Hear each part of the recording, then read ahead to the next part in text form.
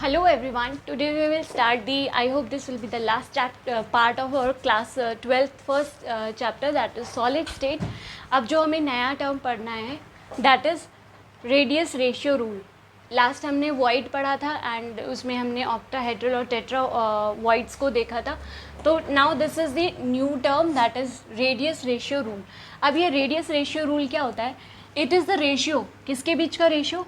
Radius of cation to the radius of anion. यानी कि जो कैटायन का रेडियस होगा to the radius of anion will give you the radius ratio. उसको क्या बोलेंगे हम? रेडियस रेशियो बोलेंगे, जिसका फॉर्मूला इस तरीके से है. अब ये देखना है कि जिनका रेडियस रेशियो 0.1552 टू 0.225 के बीच में होता है, उनका कोऑर्डिनेशन नंबर 3 होता है. अब आपको पता है कि कोऑर्डिनेशन नंबर 3 कब होगा? When it is trigonal. ये हमने लास्ट वीडियो में डिस्कस किया था. उसका एग्जाम्पल BrO3 है. इनके बीच का जो रेशियो होगा that will be between 0.155 to 0.225. Next is ये जिनका रेशियो 0.225 टू लेके 0.414 तक होगा, उनका कोऑर्डिनेशन नंबर विल बी 4. और जिनका कोऑर्डिनेशन नंबर 4 है, लास्ट हमने पढ़ा था, that is will be tetrahedral. और इसका एग्जाम्पल ZnS. और जिनका 0.414 से 0.732 तक जिनका रेडियस रेशियो होता है, उनका कोऑर्डिनेशन नंबर विल बी 6. और ऐसे कौन होते हैं? ऑक्टाहेड्रल होते हैं. और ऑक्टाहेड्रल का एग्जांपल है NaCl. इनके बीच का जो रेडियस रेशियो होगा that will be between 0.414 to 0.732. Next is 0.732 से लेके 1 तक जो रेडियस रेशियो होगा, उनका कोऑर्डिनेशन नंबर विल बी 8. और ऐसे जो वो होंगे BCC. और इसके एग्जाम्पल है CsCl. नाउ अब हमें क्या फाइंड करना है? Density of crystal cells. तो उन सेल्स की डेंसिटी अगर हमें फाइंड करनी है, then we have a formula that is D is equal to Z into M upon Na into A का cube, that is edge length का क्यूब. तो इसमें हम देखेंगे what is D is the density, Z is the number of atom and M is here for mass of the cell. This is mass of the cell. तो ये क्या है? Z is number of atom. Like BCC में कितने number of atom होते हैं, FCC में कितने नंबर ऑफ एटम होते हैं, that is M is for mass. Na is Avogadro number. Avogadro number की value I hope you all know 6.0223 into 10 to the power 23. तो ये क्या हो गया? हमारे पास एवोगैड्रो नंबर हो गया. Next is A is for edge length. Edge length आपको किसी भी यूनिट में दिया हो सकता है, लाइक नैनोमीटर, पिकोमीटर, एंगस्ट्रम. ये मैंने पहले भी आपको बताया था. अगर नैनोमीटर को मीटर में you have to convert, then you have to simply multiply with 10 to the power -9. Picometre में दिया है देन, और मीटर में चेंज करना है, then 10 to the power -12. Angstrom में दिया हुआ है and you have to change into metre, तो 10 टू द पावर -10. और 1 metre is equal to 100 centimetre. तो 2 पावर कम करके you can convert nanometre into centimetre with 10 to the power -7. Picometre को सेंटीमीटर में 10 टू द पावर -10. एंगस्ट्रम को 10 to the power -8. तो ये अगर मीटर सेंटीमीटर में कन्वर्ट करना है गिवन एज लेंथ को, दीज आर दी वैल्यूज़. अब डेंसिटी आई होप आपको समझ में आ गया. देन न्यूमेरिकल्स दिए हुए हैं, जस्ट पुट दैट फार्मूला. अगर आपको फिर भी कोई प्रॉब्लम होती है then you can ask me in the comment section. तो न्यूमेरिकल्स पे भी अलग वीडियोस हम बना लेंगे. Next is ideal crystal. अभी जो आइडियल क्रिस्टल है उसको हम क्या बोलेंगे? आइडियल मतलब बिल्कुल ओबेइंग. तो जिस सेल में, जिस क्रिस्टल में जो पार्टिकल्स हैं वो अपनी पोजीशन पे ही रहते हैं, दे डू नॉट लूज और गेन एनीथिंग, वो अपनी ही पोजीशन पे रहेंगे, then we will say it ideal crystal. So ideal crystal is what? In which particles are at their own position. तो क्या ऐसे भी हैं जिनके पार्टिकल्स प्लेस पे नहीं रहते हैं? येस. उनकी वजह से क्या होता है? इम्परफेक्शन होता है, जो अभी हम पढ़ेंगे. Now we have to study the imperfection. मैंने आपको बताया एक होता है ideal crystal in which the constituent particles are on their position, at on their position. वहाँ पे कोई डिस्टर्बेंस नहीं होता. व्हेन आइडियल क्रिस्टल में कोई डिस्टर्बेंस हो रहा है and arrangement of crystal is disturbing, यानी कि आइडियल क्रिस्टल में जो अरेंजमेंट है पार्टिकल का, उसमें कुछ डेविएशन है, उसमें चेंजेस आए हैं, then it is imperfection. Like अब ये भी क्या है, जैसे कि ये एक क्रिस्टल है, particles are arranged like this, तो ये पार्टिकल्स अरेंज है, लेकिन एक जगह क्या हो गया कि एक पार्टिकल जो है यहाँ से गायब हो गया, और एक में क्या हुआ, अगर उसमें अरेंजमेंट क्या है और जो पार्टिकल्स हैं और ज़्यादा आ जा रहे हैं, ऐड हो गए हैं, और इसमें खाली हो गया है, तो इसको हम बोलेंगे वैकेंसी डिफेक्ट। क्या बोलेंगे? Vacancy defect. और ऐसे अरेंजमेंट जिसमें और एटम्स के आने की वजह से जो है पार्टिकल्स के आने की वजह से अरेंजमेंट डिस्टर्ब हुआ है, that is interstitial defect. Interstitial defect. अब ऑब्वियसली बात है, पार्टिकल्स क्या होंगे इसमें, डिक्रीज हुए हैं, यानी कि कम हुए हैं, then what will be decreased, density will be decreased, density decreases and also the hardness decreases। लेकिन इसमें पार्टिकल्स ऐड ऑन हो रहे हैं तो density will be increased, density increases and hardness also increases, hardness increases। अब दो तरीके के डिफेक्ट हैं, that is point defect and line defect. Point defect में भी हम आगे पढ़ेंगे स्टोशियोमेट्री, नॉन स्टोशियोमेट्री डिफेक्ट्स वगैरह, लेकिन अभी हमें देखना है कि what is point defect and what is line defect. तो पॉइंट डिफेक्ट कब होगा? When there is any irregularity that arises due to a point, due to a single point. तो irregularity arises due to single point, single point. और इसमें क्या होगा? The irregularity arises due to a line, due to a line. कैसे? इसको diagram से समझिए। Suppose this is a crystal. अब क्या हुआ कि यहाँ पर पूरी की पूरी लाइन गायब हो गई, ये वाली। यहाँ पर 1 2 3 भी सीन की 3 लाइन्स है, यहाँ पर पूरी की पूरी लाइन गायब हो गई है। तो ये क्या हो गया? लाइन वैकेंसी डिफेक्ट हो गया। लेकिन यहाँ पर अगर हम देखें कि एक पूरी की पूरी लाइन ऐड ऑन होगी, क्या एक और लाइन को हम ऐड कर देंगे इसमें, तो ये क्या हो जाएगा? पूरा ये लाइन इंटरस्टिशियल लाइन डिफेक्ट हो जाएगा। और पॉइंट से कैसे? अगर ये आइडियल क्रिस्टल है और यहाँ से सिर्फ एक पॉइंट गायब होता है, सिर्फ ये वाला, then it is a point deficient vacancy defect. और अगर क्या होगा कि एक पॉइंट ऐड ऑन हो जाएगा यहाँ पर, तो it will be a point interstitial defect. अब हमें आगे पढ़ना है what are the different point defects. अब जो हमें पढ़ने हैं that is type of point defects. Point defect के कितने टाइप्स हैं? That is stoichiometry defect, non stoichiometry defect and impurity defect. So these are the 3 type of defects which are also further divided into 2 parts, that is stoichiometry और non stoichiometry, मतलब 2 parts में further divided है।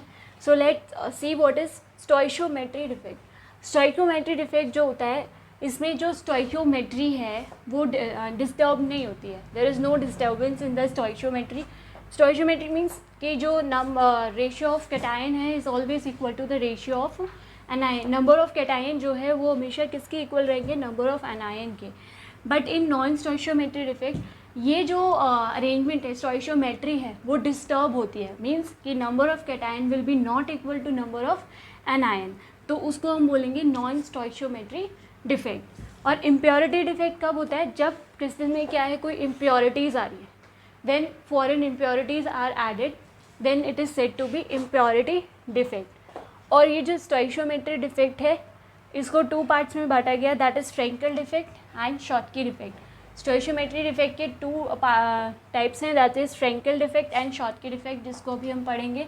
Non stoichiometry के भी 2 types हैं, that is metal excess defect and metal deficiency defect. Stoichiometry में stoichiometry is not disturb, non stoichiometry में stoichiometry is disturbed, और इम्प्योरिटी डिफेक्ट में एडिशन ऑफ फॉरेन पार्टिकल्स। और इसमें क्या है कि stoichiometry is number of cation is not equal to number of anion, और इसमें डिस्टर्ब नहीं होती, it means the number of cation is equal to number of anion. Now we have to study the Frenkel defect and the Schottky defect, जो कि किसके under आते हैं, stoichiometry defect के अंदर। तो फ्रैंकल डिफेक्ट में क्या होगा, suppose this is a lattice, उसमें अरेंजमेंट है कैटायन और एनायन का। यहाँ पर जो है जो ये कैटायन है ये अपनी प्लेस चेंज करेगा और कहीं भी क्या स्पेस ले लेगा, इंटरस्टिशियल स्पेस अगर कहीं भी होगी। सपोज ये वाला जो है इसको हटाकर हमने यहाँ पर कहीं सेट कर दिया, तो यहाँ पर क्या है, movement of cation will be to the any interstitial space, किसी भी इंटरस्टिशियल स्पेस में क्या होगा, वो चली जाएगी। उसके बाद इसमें क्या होगा कि जो मास और डेंसिटी है वो क्या रहेगा, रिमेन्स सेम।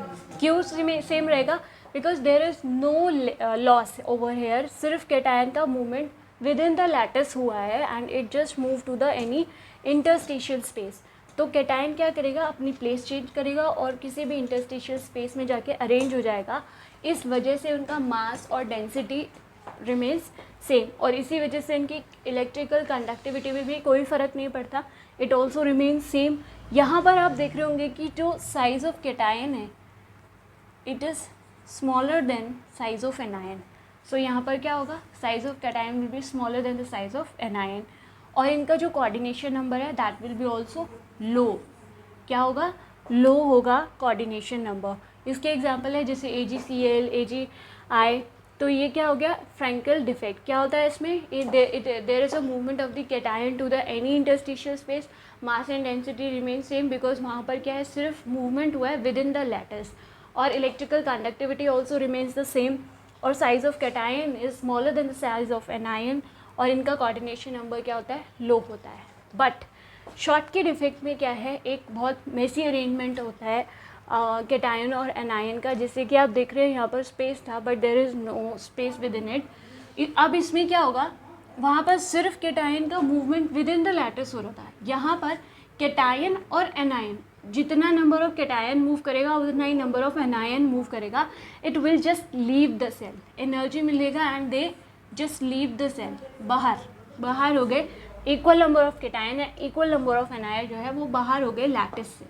इसमें क्या होगा, जब मूवमेंट बाहर की तरफ हुआ है, ऑब्वियस सी बात है कि मास और डेंसिटी दोनों क्या हो जाएंगे, डिक्रीज हो जाएंगे, और इनका इलेक्ट्रिकल कंडक्टिविटी क्या होगा, इंक्रीज हो जाएगा। क्यों, क्योंकि इनको स्पेस मिल गया, then they will start moving, और एनायंस जब मूव करेंगे तो there will be electrical conductivity में इंक्रीज आएगा ही आएगा। नेक्स्ट इज जो साइज ऑफ कैटायन है यहाँ पर, it is equal to the size of anion. यहाँ पर कैटायन का साइज़ छोटा नहीं है जैसा कि फ्रैंकल डिफेक्ट में था, यहाँ पर size of cation is equal to the size of anion, and यहाँ पर जो कोऑर्डिनेशन नंबर होगा it will be high, Frenkel में इट वॉज लो। तो इसमें जो एग्जाम्पल आ जाएंगे वो हो जाएंगे NaCl, KCl, KBr। लेकिन एक एग्जाम्पल ऐसा है जो आपको याद रखना है, जो कि फ्रैंकल डिफेक्ट और शॉटकी डिफेक्ट दोनों शो करता है, दैट इज़ AgBr। तो ये फ्रैंकल डिफेक्ट भी शो करेगा and it will also show the Schottky defect. Now here is non स्टोइशियोमेट्रिक defect. Non स्टोइशियोमेट्रिक defect भी दो टाइप के हैं, that is metal excess defect and metal deficiency defect. Metal excess defect में क्या होगा कि जो नंबर ऑफ कैटायन हैं वो किससे ज़्यादा हो जाएंगे, नंबर ऑफ एनायन से, इसीलिए इसको क्या बोला गया, मेटल एक्सेस डिफेक्ट। लेकिन मेटल डेफिशिएंसी डिफेक्ट में जस्ट अपोजिट होगा कि जो नंबर ऑफ एनायन है they will be greater than the number of cation, ठीक है। और मेटल एक्सेस में क्या बनेगा, एक एनायन वैकेंसी बनेगी, वो कैसे बनेगी, आई विल टेल यू। और मेटल डेफिशिएंसी डिफेक्ट में क्या होगा, एक कैटायन वैकेंसी बनेगी, और इसकी जो इंटरस्टिशियल साइट है वो कौन लेगा, कैटायन लेगा। लेकिन मेटल डेफिशिएंसी डिफेक्ट में इंटरस्टिशियल जो स्पेस है उसको कौन लेगा, anion. That is why number of anion is greater than the number of cation in what, metal deficiency defect. Quickly revise it कि मेटल एक्सेस डिफेक्ट में क्या होगा, number of cation is greater then number of anion, and वहाँ पर क्या create होगी, anion vacancy create होगी, क्योंकि number of cations are more, so जो स्पेस है वो कौन ऑक्यूपाई करेगा, number of cation will occupy the interstitial space. But metal deficiency defect में number of anion is greater than the number of cation, इसमें क्या बनेगा, कैटायन वैकेंसी बनेगी, और इसके अंदर क्या होगा, इंटरस्टिशियल स्पेस जो है वो कौन ऑक्यूपाई करेगा, एनायन, जैसे कि FeO. अभी देखते हैं कि ये एनायन वैकेंसी बनती कैसे है.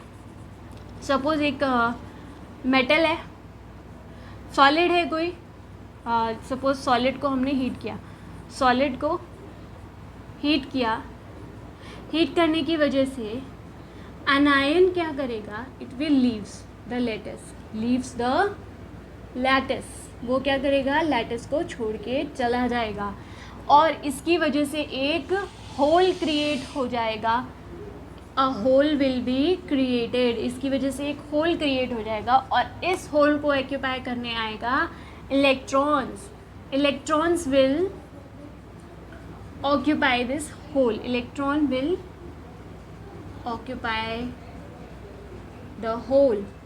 अब इन्होंने इलेक्ट्रॉन्स ने क्या कर लिया, होल को ऑक्यूपाई कर लिया, इसकी वजह से वो क्या हो जाएंगे, सॉलिड विल बी कलर्ड, उसमें हमें क्या दिखाई देता है, कलर. अभी जो कलर का इफेक्ट आता है, it is due to metal excess defect due to anion vacancy.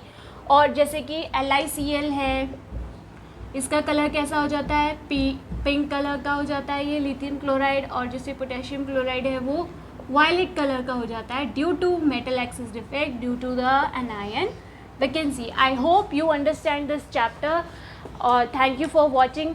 I hope you like it. Please like, comment and share this video.